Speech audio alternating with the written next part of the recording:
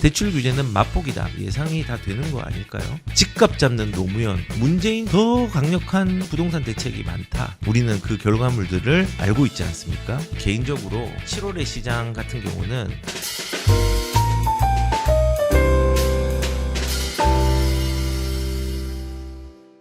(28일부터) 시행되는 부동산 대출 규제가 시작되었습니다. 근데 저는 이 대출 규제가 참 안타까운 게 계속 궁지로 부동산 참여자를 몰고 있습니다. 지금 돈 빌릴 곳이 막히니까 차담보로 몰리는 서민들 토끼몰이가 되고 있죠. 그냥 1금융권에서 3% 4%짜리 금융 상품을 이용하면 되는데 이제는 7% 8% 10%짜리 여기에도 사람들이 고민을 하고 있다는 겁니다.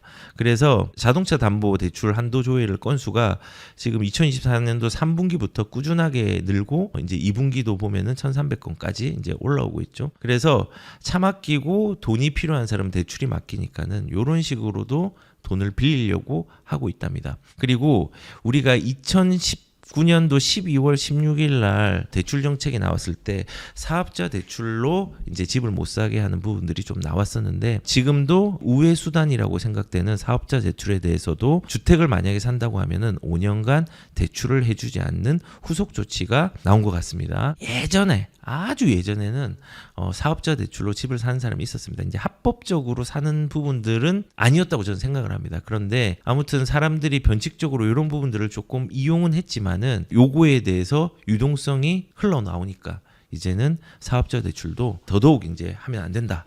라고 2019년도 1216 대책과 같이 사업자 대출에 대한 제재도 시작을 했습니다. 자, 그런데 제가 저번에 말씀드린 것처럼요. 정부에서는 돈을 풀지만은 수요자들이 시장에 나오는 것들을 더 막으니까 우리의 금리는 더 올라가고 더 높은 금리의 사채까지도 대부업까지도 이렇게 쓰게 되는 상황들이 생기고 있다고 저는 생각합니다. 아직까지 여기에 대한 통계들이 많이 나오진 않지만은 저도 이 관련 업들을 하고 있기 때문에 대출에 대한 문의들이 많이 나오고 있습니다. 그래서 이러한 부분으로 사람들이 또 몰려갈 수 있는 부분들이 생기겠죠. 모든 사람이 나가는 거 아닙니다. 필요한 일부 돈들을 이렇게 할 수 있겠죠. 그리고 이렇게 몰고 있는데 여기 보시면은 다주택자를 잡기 위한 세입자까지도 좀 괴롭히고 있죠. 다주택자를 좀 저지시키기 위한 건데 세입자들이 고통을 받을 수 있는 또 규제죠. 이제 전세 대출 상환 이자까지 정부 DSR 규제에 적용을 검토하고 있다라고 했는데 마른 수건을 더 쪼아내고 마른 걸레를 더 짜내는 이제 양상으로 대출로 계속 하고 있습니다. 아직 덜 짰습니다. 짜려면 완전히 막을 수 있는데 예전에 이제 2022년도나 이럴 때는 전세 대출을 아예 막아버렸잖아요. 전세 대출을 막은 적도 있습니다. 일시적으로. 모든 은행은 아니었지만은 그러니까 난리가 났었죠. 예. 이렇게 세입자들, 그다음에 사업자, 그리고 주택을 빌리는 매매자들 모든 사람들의 동맥경화가 일어날 수 있는 어떤 상황들을 계속 만들고 나는 시장을 잡았다라고 얘기를 하고 있습니다. 시장을 지금 둔화시키고 있다고 생각하겠죠. 근데 이제 이주비 대출까지 아까 말씀드렸던 이주비 대출까지도 규제를 하고 있습니다. 이게 이제 대출 규제잖아요. 이주비도 대출이잖아요. 근데 이렇게 규제를 하면은 나중에 건설업도 힘들어지고 분양도 잘 안 되고 이러면서 거래를 죽이는 정책으로 시장을 안정화시키려고 하고 있는 정책 과연이 맞을까? 요걸 한번 고민을 해봤으면 좋겠습니다. 그래서 이렇게 계속 채찍질만 가하면은 결국은 이렇게 누적 수요를 계속 적재시키는 결과물들은요 부작용으로 스프링처럼 튀어오르는 가격의 급진적 상승입니다. 그래서 이런 것들이 무섭습니다. 그런데 이제 지금 정권이 초기니까 급진적으로 상승이 나오면요 계속 이제 정책을 낼 겁니다. 이제 우리가 그것도 이제 조심을 해야 되는 거고 한데 그 시나리오도 나중에 말씀을 드리도록 하겠습니다. 자, 이렇게 이제 규제를 하고 나니 사람들이 너무 무섭다. 왜 이렇게 힘들게 하냐라고 하니까 저번에 취임 30일 날 이 얘기했죠. 유명한 말을 했죠. 대출 규제는 맛보기다. 마지막에 이제 어떤 분이 추가적으로 질문을 하면서 이제 부동산에 대한 얘기를 했는데 대출 규제는 맛보기다. 부동산 대책이 엄청나게 많다. 저는 개인적으로 엄청나게 많은 것처럼 보이지만은 예상이 다 되는 거 아닐까요? 과연 맛보기다라고 했는데 우리가 알다시피 문재인 정부에서도 더 강력한 부동산 대책이 많다. 문 대통령 주머니에 뭐가 들어있길래 라고 2017년도에 주머니 속에 강력한 대책 많이 넣어두었다 하면서 취임 100일 기자회견에서 파리 부동산 대책의 역대 가장 강력한 대책으로 평가했는데 이거보다 더 강력한 대책이 언제 나왔죠? 2018년 9.13 대책이 더 강력하게 나왔습니다. 그리고 이제 더 거기에다가 추가해서 이제 뭐 1216 대책도 나오고 20 대책도 나오고 꾸준히 추가를 합니다. 결국은 그렇게 주머니 걸 다 꺼냈는데 시장한테 졌습니다. 우리는 그 결과물들을 알고 있지 않습니까? 그래서 이 주머니 속에 카드에 관심이 집중되었는데 우리는 몰랐습니다. 하지만은 지금 이제 알고 있잖아요. 그 결과가 어떻게 됐죠? 부작용으로 일어났죠. 시장을 옥죄이니까 가격이 튀어오른다는 것을 이제 결과물이 나왔었죠. 마찬가지입니다. 노무현 정부 때도 집값 잡는 노무현 부동산 불패 신화를 깨겠다. 라고 얘기했고 주택가격 안정에 성공한 노 대통령은 국정연설에서 투기와의 전쟁에서 승리하리라고 확신했다. 그런데 이제 한편으로는 인위적으로 억눌린 부동산은 시장에 복수를 할 수도 있다는데 라고 했는데 실질적으로 시장이 정책에게 복수를 했죠. 이거를 이제 시장의 오버킬, 여기 오버킬 과잉 진압을 했는데 이 과잉 진압을 하더라도 투기는 막아라 라고 얘기를 했지만은 이 투기라는 프레임을 씌워가지고 결국은 그 부작용으로 오버킬로 인해서 결과물이 시장의 복수의 결과물로 다가왔죠. 그 시장의 복수가 부작용, 가격의 급등이었습니다. 뭐 이 내용들은 자세히 아니까는 뭐 830 대책이라든지 88 대책이라든지 종부세, 뭐 LTV에 대한 강화, 양도세도 그때는 단일 세율이었습니다. 뭐 두 채면은 50%, 뭐 세 채면은 60%의 단일 세율이었어요. 단일 세율. 그렇게 양도세도 단일 세율로 매기고 엄청난 일, 제초안을 처음 만든 사람도 노무현 대통령이고, 예, 그렇게 이제 깨려고 했지만은 결국은 못 깼습니다. 불패 신화를 가져가겠다라고 했지만은 불패 신화를 깨겠다라고 했지만 못 깼고요. 그리고 주머니에 규제책이 많다라고 했지만은 그 주머니 거를 다 까보니 지금은 결과를 알 수 있듯이 그 결과물이 부작용이었습니다. 가격 급등. 자, 그러면 이재명이 가지고 있는 맛배기는 무엇일까? 오늘 그 시나리오를 좀 얘기를 드리도록 하겠습니다. 근데 그 맛배기들이 결코 시장을 잡지는 못할 걸로 생각을 합니다.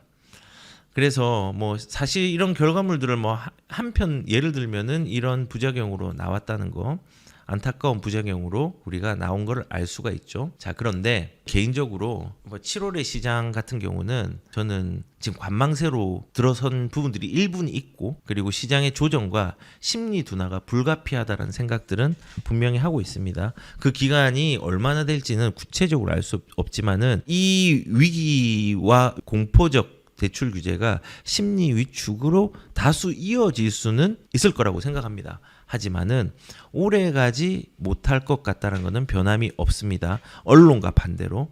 그리고 저는 시장의 상황보다 언론이 과하게 얘기하고 있다라고 생각도 하고 있습니다. 그 이유가 뭐냐면요. 저는 7월에 과연 관망세라고 사람들이 많이 하는데 그게 의문이 드는 거예요. 거래량이 저는 개인적으로 내일 나오면 이제 주말에 결과물이 나오겠지만요. 주말 이전까지 금요일까지의 거래량들 보면요. 아직까지 대출 규제가 나왔음에도 불구하고 그렇게 크게 위축이 되지 않았다라는 생각이 들거든요. 물론 위축이 됐습니다. 그런데 그 위축의 규모 자체나 가격 폭이 둔화되는 양상 자체가 그렇게 크게 반응하고 있지 않다라는 생각을 저는 좀 했습니다. 왜 그러냐면은 지금 여기 보시면은 이제 5월, 6월, 7월의 거래량들이 좀 보이시죠? 지금 7월 달은 141건, 그 다음에 6월 달은 165건, 5월 달은 32건입니다. 근데 6월 달은 지금 이제 아직까지 집계가 끝나진 않았지만은 12,000건, 13,000건 나올 걸로 예상을 합니다. 지금 8,000건이 넘었거든요. 5월 이 거래량 집계가 8,000건이었는데 그거를 6월 달에 훌쩍 뛰어넘었습니다. 아직까지 6월의 거래량들이 집계가 되려면 아직 시간이 많이 남았는데도 말이죠. 그래서 7월 말에 마무리가 되죠. 7월에 141건이 지금 나왔다는 것들은 좀 고무적인 일이라고 저는 생각을 합니다. 그러면은 제가 이제 거래량이 위축이 된 건 맞습니다. 근데 언론이 과하다는 겁니다. 왜냐하면 이제 7월, 여기만 7월 5일입니다. 다른 데는 이제 주말 안 끼고 평일로 해가지고 조금 더 거래량이 더 많이 나온 건데, 이제 2025년 7월 5일 날 143건. 6월 7일 한 달 전이죠. 같은 기간 7월 1일부터 7월 5일까지 거래가 143입니다. 그다음 6월 1일부터 6월 7일까지가 167건, 5월 달은 32건, 4월 달은 74건, 3월 달은 160건 이렇게 나왔습니다. 그런데 지금 보시면은 취소건을 포함시켜 가지고 이거보다 줄어든다고 하더라도 다 취소건이 포함된 거니까 보시면은 3월 달에 160건일 때 10,000건이 나왔습니다. 그리고 지금 6월 달에 167건일 때 8,579건이거든요. 이게 지금 제 생각에는 한 12,000건까지 나올 것 같아요. 경기도의 일반적인 거래량, 일반적으로 정상적인 거래량만큼이나 나와요. 경기도가 훨씬 많이 나오거든요. 그러니까는 6월 달은 그 정도. 7월은 그러면은 얼마가 나올 거냐? 휴가 기간도 있고 정통적으로 이제 7월 말부터 이제 8월은 좀 비수기에 접어들지만요. 제 생각에는 그래도 이제 위축된 거를 감안한다고 하더라도 아마도 한 2월 수준 정도까지는 나오지 않을까라는 생각을 합니다. 거래량이 그래도 지금 7월 1일부터 7월 5일이면 규제가 시작된 시기잖아요. 그런데 시작이 좋습니다. 조금 더 봐야 됩니다. 한 2주 정도를 봐야지 실질적으로 그게 가시화가 되긴 하지만은 지금 현재는 위축이 되었다고 하지만은 그 위축된 거에 대비해서 거래량의 추이들이 나쁘지 않습니다. 아마 거래량이 그럼 10,000건 나오냐? 절대 안 나옵니다. 위축은 됐기 때문에 반타작이 될 수 있고 그거보다 못할 수 있습니다. 이번 달에 비해서.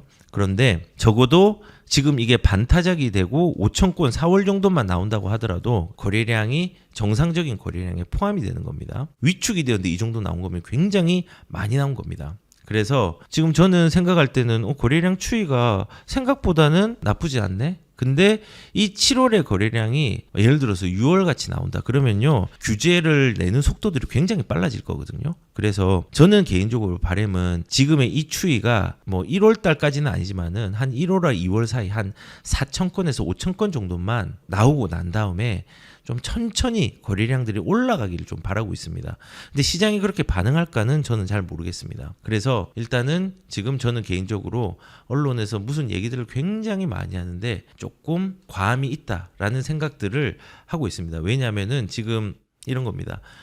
언론은 이제 한강벨트 실거래가 2억이 하락했다라고 이제 얘기를 하고 있는데 여러 가지 아파트를 제가 많이 살펴봤는데 이제 신문에 나온 한 아파트를 보면은 아현동의 마포 레미안, 푸르조, 마레프조 5구 타입이 지난달 초에 매도 호가가 21억으로 웃돌았는데 하지만은 규제 당일날 1억 5천만 원이 내린 19억 5천에 거래가 됐다. 여기서 1억 5천이 내렸다고 얘기를 했잖아요. 2억 정도 하락을 했고 1억 5천이 내렸다고 뭐 2억이 내린 것도 위에 있습니다. 근데 이제 요것만 제가 뽑았습니다. 근데 19억 5천의 거래가 이루어졌다. 2억이 하락했다고 했죠. 1억 5천이 내렸다고 했죠. 그런데 과연 이게 내린 것일까라고 이제 생각을 해보면은 여기 보세요. 방금 말했던 아파트가 이제 뭐 19억 5천도 있고 이제 최고가는 19억 9천도 있고 뭐 19억 5천도 있고 이렇죠. 지금 이렇게 있는데 내린 가격이 19억 5천이라고 합니다. 보십시오. 19억 5천에 거의 거래가 된 거예요. 원래 거래가. 그런데 얘는 호가에서 내린 가격들을 해가지고 실거래가 한강벨트 2억이 하락했다라고 이제 언론에서 표현을 합니다. 제가 그래서 지금 얘기한 것처럼 언론은 좀 과하다. 거래량들은 추이가 그래도 좀 죽었긴 했지만은 그래도 사람들이 거래를 하고 있고 그리고 언론에서는 지금 시장이 잡히고 있다라는 게 자극적인 게 될 수 있잖아요. 하락이로 했지만은 호가와 과거의 최고가 대비해가지고 내렸다라는 것들을 얘기를 하고 있습니다. 그래서 이런 식으로 호가들은 올라가 있죠. 매물은 20억에서 22억가 있고 호가 대비해가지고 웬만한 것들은 다 이런 식으로 지금 좋은 상급지들은 호가는 실제 거래보다는 더 올라가 있는 경우들이 꽤 있습니다. 모든 지역과 모든 물건들이 다 그런 건 아니지만요. 그래서 저는 개인적으로 언론과 달리 호가들은 방어가 잘 되는 단지들이 꽤 있고 그리고 실질적으로 언론은 공포스러움이 더 중요한 자극이 되니까 이런 식으로 호가와 과거의 신고가에 준하는 수준으로 비교를 해가지고 이거를 내린 가격이라고 얘기를 하고 있는 부분들을 좀 볼 수 있습니다. 그래서 일단은 좀 아직까지 조금 위축된 건 맞지만은 언론이 얘기하는 것만큼 호가들이 내려가거나 가격들이 크게 빠지고 이러지는 않고 있습니다. 그리고 보십시오. 초강력 대출 통했나 서울 아파트 8주 만에 하락이라고 했는데 전주 대비해서 0.02%가 하락을 한 건데 8주 만에 하락을 한 게 아니라요. 둔화라고 표현하는 게 맞습니다. 지금 보시면은 R124 기준으로 전주에서 0.02가 빠졌고 서울은 0.02가 감소하고 전주 0.54죠. 여기에 대비해서 0.02가 빠진 겁니다. 0.03, 0.04, 0.05는 급등입니다. 급등. 가격이 굉장히 큰데 하락세가 맞죠. 둔화세죠. 둔화세. 그런데 여기서는 8주 만에 하락 전환이라고 했는데 하락 전환 안 했습니다. 근데 이제 언론은 이렇게 전환, 하락 전환이라고 자극적인 얘기를 해서 시장의 실질적인 상황들을 어느 정도는 왜곡하는 자극적인 상황들을 언론에서는 얘기를 하고 있습니다. 하락 전환이 아니라 둔화입니다. 둔화. 자, 그리고 이제 언론이 좀 과하다라고 생각드는 게 계약금을 날리더라도 취소가 속출한다. 서울의 부동산이 움찔. 그러니까는 지금 이제 대출 규제가 일어났잖아요. 이제 이게 통했다라고 이제 생각을 하는 신문 기사죠. 그런데 저는 개인적으로 이렇게 생각을 합니다. 여기 보시면은 계약금을 날리도록 계약을 취소했다라고 했는데 지금 요 아파트들이 전부 취소한 아파트들입니다. 취소한 아파트들이 이게 이제 언제부터 언제까지 취소한 거냐? 규제가 시작된 이후부터 오늘까지 집계된 것까지 취소한 것들을 싹 제가 나열을 해봤습니다. 근데 꿈찔할 아파트는요, 요 1개, 2개, 3개, 4개, 5, 6개 요 정도. 왜냐하면 가격대가 보면은 고득 그라시움 27억이잖아요. 그런데 6억밖에 대출이 안 되면은 21억을 마련을 해야 되잖아요. 꿈찔할 수 있겠죠. 요것도 17억을 마련해야 돼요. 목동 4단지 꿈찔하겠죠. 그 다음에 광화문 스페이스본 여기 전망 좋은 데죠. 여기도 19억 8천. 그러면 6억밖에 안 되면은 13억도 14억도 과할 수 있죠. 요런 거 14억, 12억 이상 되는 아파트 중에서는 요 1개, 2개, 3개, 4개, 5, 6개 서울 전체 중에서 규제가 나온 이유 이 6개입니다. 그런데 지금 이 신문에서는 취소가 속출해서 서울 부동산이 꿈찔한다라고 얘기하는데 사실은 꿈찔한 사람들은 이런 사람들이고 심리적으로 겁먹은 사람들은 요 위에 있는 사람들 정릉 힐스테이트 뭐 이제 8억 미만 요거는 이제 대출이 충분히 가능하거든요. 그 다음에 방화 메이빌 4억 6천 요거는 그냥 심리가 아니라 다른 사유로 인해서 꿈출하거나 진짜 그냥 나랑 상관없는데 나랑 상관 있는 문제인 줄 알고 대출을 취소했거나 이럴 가능성이 되게 크죠. 그런데 여기서 보시면은 취소된 게 되게 많이 있습니다. 아르체움 등촌 여기는 청년주택입니다. 그래서 여기 보시면은 매수자가 누구냐 공공기관입니다. 그러니까 여기 취소가 됐더라고요. 뭐 무슨 사유인지는 모르겠어요. 제가 지금 여기 보면은 해제 사유 발생일 해제를 일괄적으로 7월 3일 날 다 했더라고요. 이유는 모르겠습니다. 요거는 제가 확인을 해봐야 되는데 요게 되게 많습니다. 그래서 취소가 많이 된 것처럼 보이죠.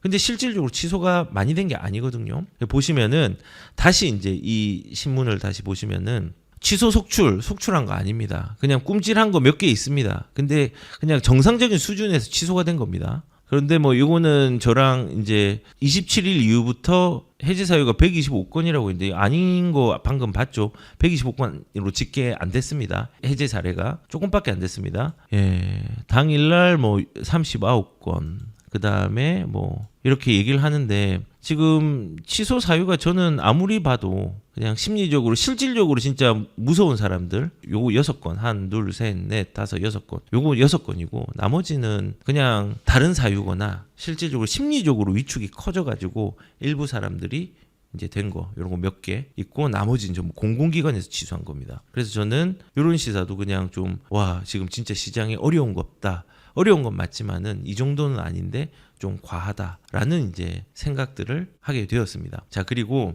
여기 보시면은 서울 집값 상승세 둔화, 강남 상구 상승폭이 굉장히 많이 줄었다라고 얘기했는데 아까 0.02 줄었다고 얘기를 했잖아요. 그런데 보시면은 여기 제가 파리 대책 때 보시면은 진짜 꿈찔한 게 이런 겁니다. 서울 같은 경우에 0.47, 0.49 이런 데가 0.13 엄청 많이 내려갔죠. 3.4%, 0.34%가 내려간 거예요. 이런 건 진짜 꿈찔한 겁니다. 노원구 0.49 급등을 하다가 꿈찔했죠. 도봉구 이런 게 꿈찔한 거예요. 파리 대책 때 7월 31일까지는 쑥 올라가려고 하다가 진짜 꿈찔했습니다. 근데 문제는 이 꿈찔한 정도가 지금보다 훨씬 큰 게 파리 대책이었습니다. 문재인 정부 때 6월 달에 첫 정책이 나왔지만은 강력한 첫 정책은 파리 대책입니다. 근데 이때 진짜 꿈찔했습니다. 근데 결국은 가격들이 다시 상승 전환 2달 만에 다시 일어납니다. 보시면은 꿈찔하죠. 전부 다 0.26에서 0.01로 바뀌고 뭐 요게 이제 꿈찔한 거죠. 아유 무서워라고 이제 생각을 한 거죠. 강남 같은 경우 0.54에서 0.08 엄청 0.3이 넘어가면 굉장히 가파르게 급등하는 건데 관악구 0.6에서 요 진짜 꿈찔했네요. 근데 되게 재밌는 건요. 제가 이 파리 대책을 보다가 보니까 경기도를 보면요. 지금 경기도가 흐름이 좋거든요. 이때 지금 시장이랑 너무 비슷해요. 성남이 오르고 그쪽 분당이랑 이렇게 올랐죠. 안양이 오르고 다른 거는 조금 덜 오르는 상태였습니다. 그리고 광명이 좀 오르는 시에 꿈찔해가지고 이제 좀 0으로 됐고 과천이 오르고 주요 상급지부터 먼저 오르지 않나요? 지금도 이런 식으로 오르거든요. 조금 차이는 있지만은. 그래서 제가 이제 여기서 보여드리고자 하는 부분들은 뭐냐면요. 지금 상승폭이 줄었다라고 얘기했는데 이 준 정도가 사실은 예전에 문재인의 강력한 첫 정책보다는 그렇게 반응이 크진 않다는 겁니다. 이제 이번 주의 시장 상황을 보면 이제 더 확실해지겠지만요. 그렇게 이때보다는 꿈찔한 게 덜했다는 거죠. 그리고 강남 0.36에서 0.3%나 빠졌네요. 엄청 많이 빠진 거거든요. 강동은 0.54에서 0.08까지 빠진 거고 서초도 원래 0.53까지 엄청 급등하고 있다가 이게 이제 진짜로 많이 빠진 거죠. 그래서 지금 상승폭 많이 줄었다. 이제 큰일 났어요라고 얘기를 하는데 정말 잘 견디고 있는 겁니다. 제가 생각할 때는. 그리고 여기 보시면은 이번에 6월 28일부터 오늘까지죠. 오늘까지 강남에 거래된 아파트를 제가 뽑아봤습니다. 잠실동, 거여동. 서초는 하나도 없어요. 6월 28일부터 7월 7일까지는 서초는 하나도 없습니다. 지금 서울의 집값 상승세가 둔하고 강남의 상승폭이 줄었다고 했는데 강남에 12개가 거래가 됐어요. 지금까지. 근데 서초는 빵건이고 그다음에 강남권에서 강남은 12개, 송파는 2건 정도 이렇게 이제 거래가 되었습니다. 상승폭이 줄었다라고 얘기했는데 이게 줄었는지 안 줄었는지 판단하기 어려울 정도로 거래량들은 굉장히 작습니다. 그래서 상승폭이 크게 이제 줄고 있다라는 것 자체도 그냥 이거 자체가 조금 과하다는 생각이 들어요. 왜냐하면 가격들이 호가들은요 아직까지 너무 괜찮아요. 예를 들어서 강남 같은 경우는 거래는 지금 여기 되는데 지금 호가는 이렇게 올라갔어요. 이게 이제 하락이 될 수 있는 여지가 많이 없거든요. 아직까지. 조정은 뭐 나올 수는 있겠지만 아직 호가들이 굉장히 많이 올라가 있습니다. 호가는 여전히 높아요. 그리고 힐스테이트고 그 다음에 어디로 가볼까요? 대치동으로 가면은 음마 아파트도 보면요 호가가 많이 올라가 있습니다. 지금 저는 한 14건의 강남 3구에 14건의 거래가 일어났는데 그걸로 강남 3구의 상승폭이 둔화되었다라고 직접적으로 표현하기는 좀 어려울 것 같고 지금 14건이 거래되는데 호가는 빠지지 않고 있습니다. 도공 렉슬도 뭐 한번 보면은 뭐 호가는 또 안 빠지고 있죠. 강남은 이렇고요. 그러면은 강남 말고 송파를 한번 보면요. 요 재건축 얘들도 호가가 안 빠졌네요. 호가들이 빠지지 않았습니다. 호가는 계속 3구에는 높게 형성이 돼 있어요. 그리고 송파도 한 군데 더 보면 유명한 파크리오도 뭐 빠지지 않았어요. 제가 볼 때는 뭐 다 그런 건 아니지만 대부분이 이런 경향이 있는 거예요. 호가들은 안 빠졌습니다. 그럼 서초 한번 가볼까요? 뭐 삼풍 아파트 여기도 호가가 많이 올라가 있네요. 거래량이 없는 거지 둔화가 되었다라는 느낌들은 아직 많이는 안 들거든요. 버티고 있거든요. 그리고 아까 말한 거죠. 강력한 규제가 나왔던 파리 대책 대비하면요. 잘 버티고 있는 거거든요. 레미안 퍼스티지 같은 경우도 호가가 굉장히 높이. 그래서 제가 이제 다시 말씀을 드리고 싶은 건요. 상승폭이 줄었다라고 했는데 이 줄었다라는 것들을 아직까지 입증할 자료들이 수집되지 않았고 둔화는 될 겁니다. 조금. 주춤은 할 거예요. 거래가 안 될 거니까. 거래가 그래도 뭐 지금 30억짜리도 되고 뭐 거래는 좀 됐습니다. 39억짜리 레미안 도고 카운티, 그다음에 개포자이 프레지던스, 그다음에 레미안 블레스티지 뭐 이런 개포동에서 되고 예, 도곡동에서 이제 되고 있네요. 근데 아무튼 모수가 작고요. 그리고 호가들은 아까 보신 바와 같이 빠지지는 않았습니다. 그래서 지금이 뭐 이제 상승폭이 크게 줄었다라는 신문은 아직까지는 설득력이 좀 없어 보입니다. 그래서 지금 요지는 이겁니다. 많은 신문들이 지금 정부를 되게 옹호하는 신문들을 많이 내고, 이게 뭐 조선일보, 동아일보까지도 마찬가지로 그런 게 많이 나고, 근데 실질적으로 거래량이라든지 둔화되는 폭이라든지 이런 걸 보면은 지금 강력한 게 나온 것 대비해서는 이 상급지도 잘 버티고 있습니다. 오히려 지금 경기도는 거래량이 좀 늘고 있어요.